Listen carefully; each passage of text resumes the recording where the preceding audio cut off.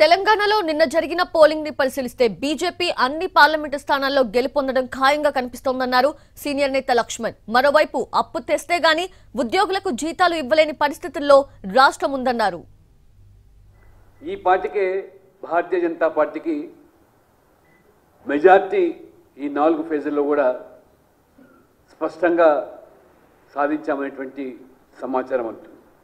కాంగ్రెస్ పార్టీకి ప్రతిపక్ష హోదా కూడా దక్కలేని పరిస్థితి మళ్ళీ నిర్మాణం కావడం. రాష్ట్రంలో కూడా రేవంత్ రెడ్డి గారు నీళ్ళ విడిచి సాము చేసిన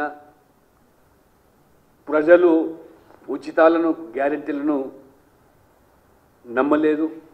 రైతుల రుణమాఫీ డిసెంబర్ 9కి అని చెప్పి ఆగస్టుకు వాయిదా వేసి అన్ని దేవుళ్ళ మీద ఒట్లు పెట్టిన ప్రజలు దాన్ని పరిగణలోకి తీసుకోలేదు.